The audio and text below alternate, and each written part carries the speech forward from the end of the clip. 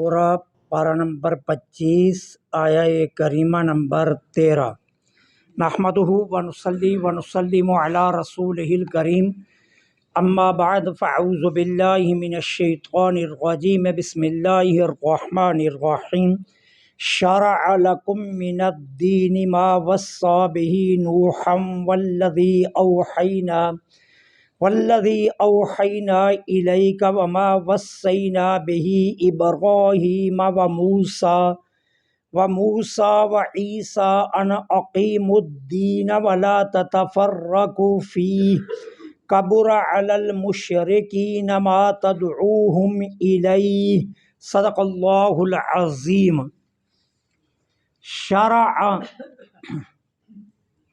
مقرر کیا ہے، لکم تمہارے لیے، من الدین وہی دین، ما وصی جس کی وصیت کی تھی، نوح کو، والذی اور وہ، اوحینا جو وحی کی ہم نے، الیکا آپ کی طرف، وما وصینا اور جس کی ہم نے وصیت کی تھی، ابراہیم، موسیٰ اور عیسیٰ کو، ان اقیم الدین کہ تم دین کو قائم رکھنا، ولا تتفرقوا فیہ اس میں کوئی تفرقہ نہ ڈالنا، کبر علی المشرکین مشرکین پر یہ بہت بھاری ہے، ما تدعوہم الیہ جس دین کی طرف آپ انہیں دعوت دیتے ہیں۔ شرع مقرر کیا تمہارے لیے وہ دین جس کی ہم نے وصیت کی تھی نوح کو، جن انبیاء کی طرف اللہ نے وحی فرمائی، ان میں سے یہاں صرف حضرت نوح، ابراہیم، موسیٰ اور عیسیٰ 4 کا ذکر کیا، باقی کا ذکر نہیں کیا۔ کیوں؟ اس لیے کہ یہ اکابر، مشاہیر، اولو العزم رسول ہیں، اس لیے ان 4 کا ذکر کیا۔ اس کا معنی یہ نہیں ہے کہ اللہ نے صرف انہی 4 کی طرف وحی کی تھی، باقی کی طرف وحی نہیں کی۔ وحی اللہ نے اور کی طرف بھی کی ہے، لیکن ان 4 کا ذکر اس لیے کیا کہ یہ اولو العزم ہیں، اکابر ہیں اور مشاہیر ہیں، اور دوسری وجہ یہ ہے کہ ان کی شرعیتیں بہت عظیم شریعتیں تھیں۔ نوح علیہ السلام کی، ابراہیم علیہ السلام کی، موسیٰ علیہ السلام کی، جناب عیسیٰ علیہ السلام کی، اور ہمارے آقا صلی اللہ علیہ وسلم کی، یہ عظیم شریعتیں تھیں، اس لیے ان کا ذکر کیا۔ اور ان کے متبعین، پیروکار بھی کثیر تھے، اس بنیاد پر ان کا ذکر کیا کہ جس طرح ہم نے ان کے لیے دین مقرر کیا تھا، اسی طرح آپ کے لیے۔ اب اس آیت سے یہ پتہ چلا کہ تمام انبیاء کا دین ایک ہے، تمام نبیوں کا دین ایک ہے، شریعتیں مختلف ہیں، شریعت ہر نبی کی مختلف ہے، اور دین سارے نبیوں کا ایک ہے۔ اور قرآن کریم اس کی تائید یوں کرتا ہے، وَمَا أَرْسَلْنَا مِن قَبْلِكَ مِن رَّسُولٍ إِلَّا نُوحِي إِلَيْهِ فَاعْبُدُوا لَا إِلَٰهَ إِلَّا أَنَا فَاعْبُدُوا۔ وَمَا أَرْسَلْنَا مِن رَّسُولٍ مِن قَبْلِكَ مِن رَّسُولٍ، کوئی رسول بھی ایسا نہیں ہے جو آپ سے پہلے گزرا ہے محبوب، ہم نے اس کی طرف یہی وحی کی تھی کہ اللہ کے سوا کوئی معبود نہیں ہے، بس اسی کی عبادت کرو۔ معلوم یہ ہوا کہ سارے نبیوں کا دین ایک ہے، البتہ شریعتیں جو ہیں وہ مختلف ہیں۔ اور آقا کریم علیہ السلام نے بھی فرمایا، سیدنا حضرت ابو ہریرہ رضی اللہ تعالیٰ عنہ کی مرویات میں سے یہ روایت ہے، اور یہ صحیح بخاری کی روایت ہے۔ میرے آقا کیا فرماتے ہیں؟ الانبیاء اخوۃ للاتی امہاتم وشتى ودینہم وشریعتہم مختلف ودینہم واحدہ. تمام انبیاء اپنی ماں کے اعتبار، باپ کے اعتبار سے بھائی بھائی ہیں. سارے نبی بھائی باپ کے اعتبار سے کیا ہیں؟ بھائی ہیں. البتہ مائیں مختلف ہیں. باپ کے اعتبار سے سارے نبی بھائی ہیں میرے آقا نے فرمایا، البتہ مائیں مختلف ہیں. اور آگے کیا فرمایا؟ سارے نبیوں کا دین ایک ہے، شریعت مختلف ہے. تو تمام انبیاء کا دین ایک ہے، شریعت مختلف ہے. اب سوال یہ ہے کہ دین اور شریعت کا فرق کیا ہے؟ یہ سمجھنا بہت ضروری ہے آپ کے لیے کہ دین کس کو کہتے ہیں اور شریعت کس کو کہتے ہیں. دین کا لغوی معنی ہوتا ہے اطاعت. دین کا لغوی معنی کیا ہوا؟ اطاعت. اور شریعت کا لغوی معنی ہے راستہ. شریعت کا لغوی معنی ہے راستہ اور دین کا لغوی معنی ہے اطاعت. اچھا، دین ان اصول اور عقائد کو کہا جاتا ہے جو تمام انبیاء میں مشترک ہیں، ایک جیسے ہیں. دین کن کو کہا جائے گا؟ ان اصول اور عقائد کو جو سارے نبیوں میں مشترک ہیں، اس کو دین کہا جائے گا. مثال کے طور پر اللہ کا وجود، اس کی توحید، اس کی صفات پر ایمان لانا، تمام نبیوں رسولوں پر ایمان لانا، تمام ملائکہ پر ایمان لانا، آسمانی تمام کتابوں پر ایمان لانا، قیامت پر ایمان لانا، حشر و نشر پر ایمان لانا، اللہ کا شکر اور اس کی عبادت کا فرض ہونا، شرک، کفر، قتل، زنا اور جھوٹ کا حرام ہونا، یہ دین ہے. اور یہ سارے نبیوں میں مشترک ہے. ہر نبی کی شریعت میں یہ لازم تھا کہ وہ اس نبی سے پہلے سارے نبیوں پر ایمان لائے، اس نبی سے پہلے جتنی آسمانی کتابیں اور صحیفے آئے ان پر ایمان لائے، سارے فرشتوں پر ایمان لائے، قیامت، حشر و نشر پر ایمان لائے، اور زنا، جھوٹ، شرک، کفر یہ حرام ہے، اللہ کا شکر اور اس کی عبادت فرض ہے. یہ ہر نبی کی شریعت کا مرکز یہی ہے. دین اس کا نام ہے. ہر نبی کا دین یہی تھا. تو اس کو دین کہتے ہیں، ان اصول اور عقائد کو، ٹھیک ہے، جو تمام انبیاء میں مشترک ہیں اس کو دین کہا جاتا ہے. اچھا، شریعت کیا ہے؟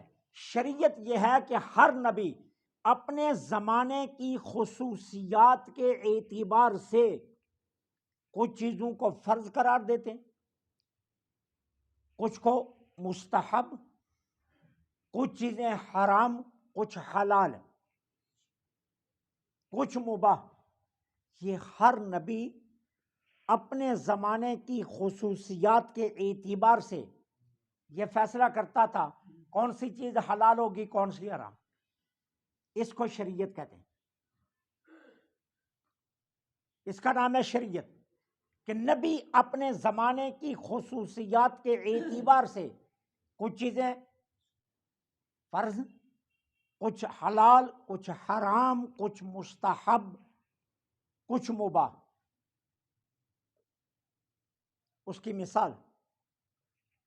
مثال موسیٰ علیہ السلام کی شریعت میں مال غنیمت حرام تھا، ہمارے آقا کی شریعت میں مال غنیمت حلال ہے. مال غنیمت سمجھتے ہیں نا کہ جب مسلمان کافروں سے لڑ رہے ہوں اور کافر شکست کھا کر اپنا جتنا سامان چھوڑ کر بھاگ جائیں، وہ سارا سامان مسلمانوں کے لیے حلال ہے. موسیٰ علیہ السلام کی شریعت میں یہ حلال نہیں تھا. اس کو مال غنیمت کہتے ہیں. ہمارے آقا کی شریعت میں یہ حلال ہے۔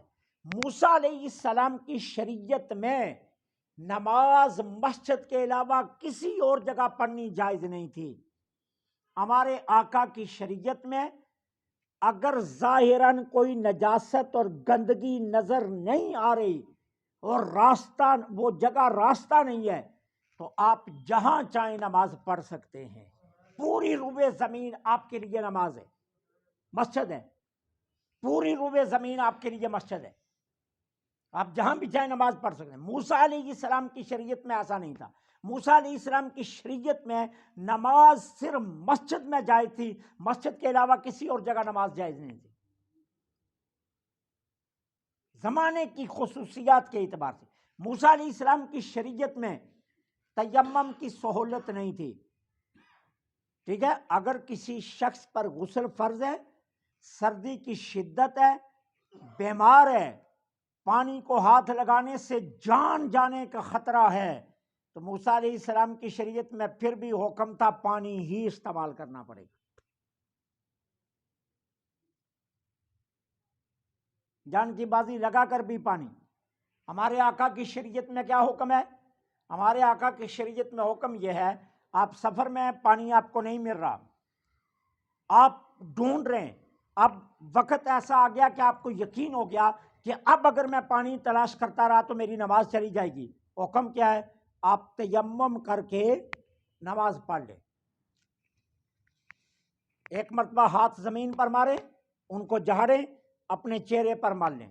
دوسری مرتبہ زمین پر ہاتھ ماریں، ان کو جھاڑیں، انگلیاں نیچے سے لے جائیں کونی تک، اور پھر انگوٹھے اور شہادت کی انگلی کا حلقہ بنا کر اوپر سے لے آئیں۔ اسی طرح دوسرے بازو سے کریں، انگلیوں میں پیوست کریں، آپ کا وضو مکمل ہے، نماز پڑھیں۔ اور غسل کے لیے بھی یہی ہے۔ غسل کے لیے یہ نہیں ہے کہ کپڑے اتاریں، زمین پر ہاتھ ماریں، پھر سارے جسم پر ہاتھ ملیں اور پھر کپڑے پہن لیں تو غسل ہے، نہیں۔ اگر غسل فرض ہے اور آپ پانی کو ہاتھ لگائیں، جان کے جانے کا خطرہ ہے، بیماری کے بننے کا خطرہ ہے، جسم پر کسی عضو پر فالج کے گر جانے کا خطرہ ہے، شدت کی سردی ہے، آپ پانی ڈالیں گے جسم میں خون جم جائے گا، آپ کی جان چلی جائے گی۔ حکم کیا ہے؟ تیمم کر کے نماز پڑھ لو۔ جب سہولت ہوگی، شدت سردی کی کم ہوگی، غسل کر لینا۔ یہ سہولت ہمارے آقا کی شریعت میں، یہ موسیٰ علیہ السلام کی شریعت میں یہ سہولت نہیں تھی۔ وہاں جان کی بازی لگانی تھی، پانی کے ساتھ ہی غسل یا وضو ہو سکتا تھا۔ تو ہر نبی اپنے زمانے کی خصوصیات کے اعتبار سے جو چیزیں حلال و حرام کرتا ہے، یا کچھ فرض، کچھ مستحبات یا کچھ ممنوع کرتا ہے، اس کو شریعت کہا جاتا ہے۔ دین اصول اور عقائد کا نام ہے، اور شریعت کس کا نام ہے؟ راستے کا۔ ہر نبی کا دین ایک ہے، شریعت ہر نبی کی مختلف ہے۔ تو یہاں اللہ تعالیٰ فرما رہا ہے کہ ہم نے آپ کے لیے وہی دین مقرر کیا جس کی وصیت نوح کو کی تھی، جو آپ کی طرف بھی وہی کیا موسیٰ، عیسیٰ، ابراہیم کو جس کی وصیت کی تھی، وہی دین آپ کا ہے۔ دین ایک ہے سارے نبیوں کا۔ اب اس کے بعد اللہ تعالیٰ نے کیا فرمایا؟ فرمایا کبرا، اچھا، ان اقیم الدین، ہر نبی کو یہی کہا گیا تھا دین قائم کرو۔ حکمران کا سب سے پہلا کام دین قائم کرنا ہوتا ہے، ٹھیک ہے نا؟ ہمارے یہاں کیا ہوتا ہے؟ حکمران سڑکیں بناتا ہے، حکمران کیا کرتا ہے؟ عیاشی کرتا ہے، حکمران کرپشن کرتا ہے، حکمران جو ہے نا وہ دنیا کے کام سدھارنے میں لگا رہتا ہے۔ حالانکہ حکم یہ ہے کہ حاکم سب سے پہلے دین قائم کرے، جو نماز نہیں پڑھتے انہیں نماز کا پابند کرے، اگر ملک میں سودی نظام ہے اسے ختم کر کے شریعت کے مطابق حلال نظام رائج کرے، امام خانوں پر پابندی ہو، ایک بالش سے کم کسی کی داڑھی نہ مونڈنی یا نہ کاٹنی ہے۔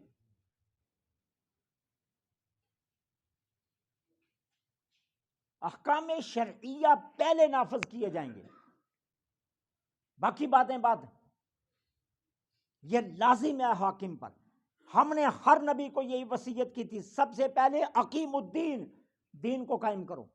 ہمارے آقا کریم علیہ الصلوۃ والسلام تشریف لائے تو سرکار نے سب سے پہلے دین کو قائم کیا۔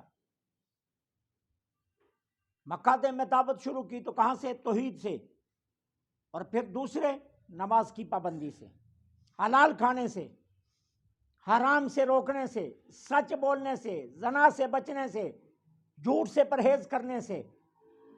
سرکار نے آتے یہ اعلان نہیں کیا کہ بھائی میں حاکم ہوں، اب مکہ میں حکومت میری ہوگی، کہا نہیں، میں اللہ کا نبی ہوں۔ پہلے دین قائم، باقی باتیں بعد میں۔ دین قائم جب ہو جاتا ہے تو باقی چیزیں خود بخود آ جاتی۔ اگر دین قائم نہ ہو باقی کوئی چیز نہیں آتی۔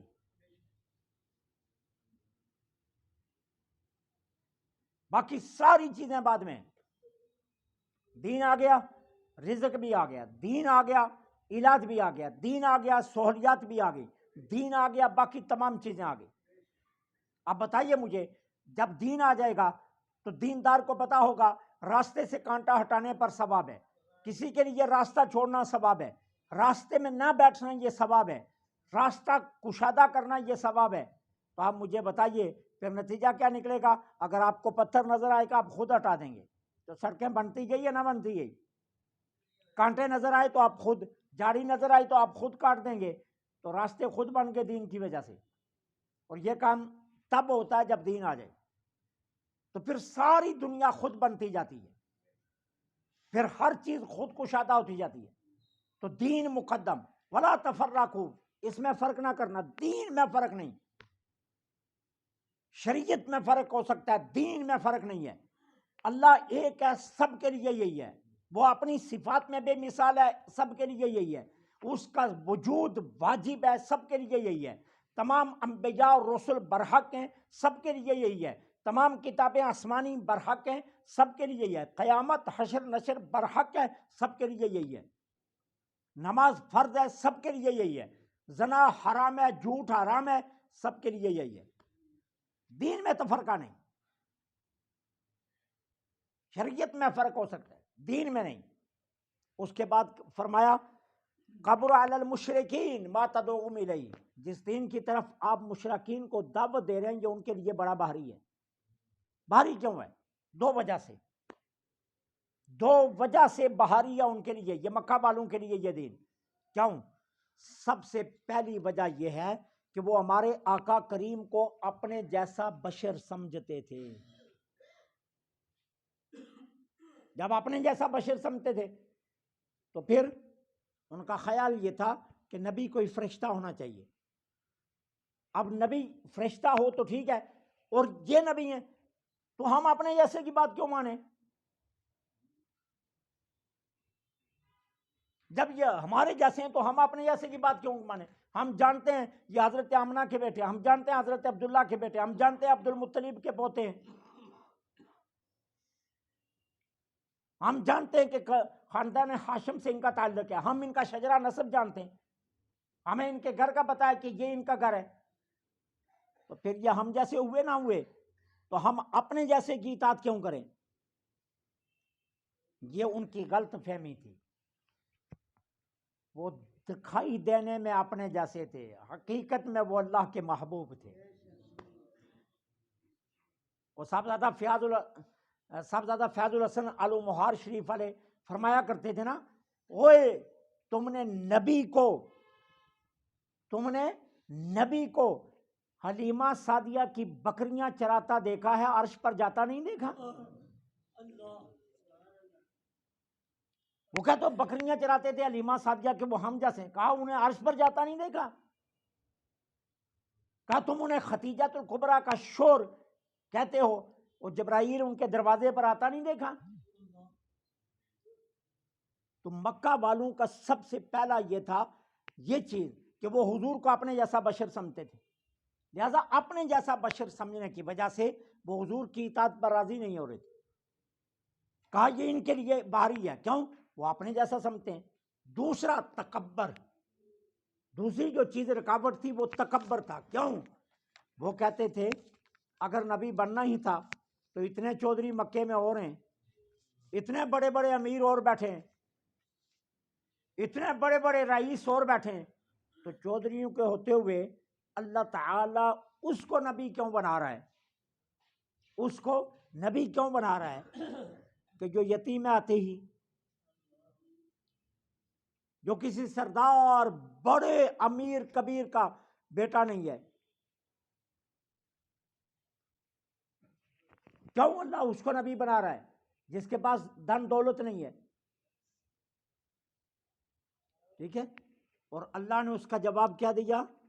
فرمایا اللہ یجتبی الیہ من یشاء، اور بے وقوفو اس کا تعلق دولت سے نہیں ہے، اللہ جس کو چاہتا ہے منصب رسالت کے لیے چن لیتا ہے، اس کا تعلق دھن دولت سے تھوڑا ہے، دھن دولت کا اس کے ساتھ کوئی تعلق نہیں ہے، وہ جس کو چاہتا ہے منصب رسالت کے لیے چن لیتا ہے۔ یہ تمہارا نظریہ ہے کہ چودھری ہونا چاہیے، یہ تمہارا نظریہ ہے کہ بڑے آدمی کا بیٹا ہونا چاہیے، یہ تمہارا نظریہ ہے کہ اس کے پاس دھن دولت ہونی چاہیے، اللہ کو اس سے غرض نہیں ہے۔ اللہ تعالی عز و جل کا اصول یہ ہے کہ وہ جس کو چاہتا ہے منصب رسالت کے لیے چن لیتا ہے، یہ فیصلہ اس کی ذات کا ہے، تمہارا نہیں۔ تو یہ دو چیزیں مکہ والوں کے لیے باہری تھی، ایک تکبر اور ایک باہری کیا تھا کہ وہ حضور کو اپنے جیسا بشر سمجھتے تھے۔ یہ چیز انہیں ایمان لانے کے لیے مانے آ رہی تھی، اس لیے وہ حضور کی اتباع اور جانا ایمان نہیں لا رہے، ٹھیک ہے نا، کہ وہ حضور کو اپنے جیسا بشر سمجھتے تھے۔ ابو جہل آیا، استغفر اللہ الیاذ باللہ، نقل کفر کفر نہ باشد، سرکار تشریف فرمائے تو کہتا ہے اتنا برا چہرہ اور دنیا میں کوئی نہیں ہے، حضور کو دیکھ کر الیاذ باللہ۔ اتنی دیر میں پیچھے سے ابو بکر صدیق آگے، کہا حضور سچ پوچھئے، خدا کی خدائی میں اتنا سونا ہے ہی کوئی نہیں۔ تو میرے آقا نے فرمایا ابو بکر اصل بات پتہ کیا ہے؟ جی حضور کیا بات ہے؟ فرمایا اصل بات ہے میں تو آئینہ ہوں، جو آتا ہے اسے اپنی ہی شکل نظر آتی ہے، میں تو آئینہ ہوں۔ وہ آیا ابو جہل، اسے اپنا چہرہ نظر آیا، اس نے کہا اتنا برا چہرہ ہے ہی نہیں، اور سچ بھی یہی ہے۔ اور ابو بکر تو آیا، تو نے کہا اتنا سونا کوئی ہے نہیں، یا واقعہ ہی خدا کی خدائی میں نبیوں کے بعد سب سے سونا تو ہی تو ہے، تو میں تو آئینہ ہوں۔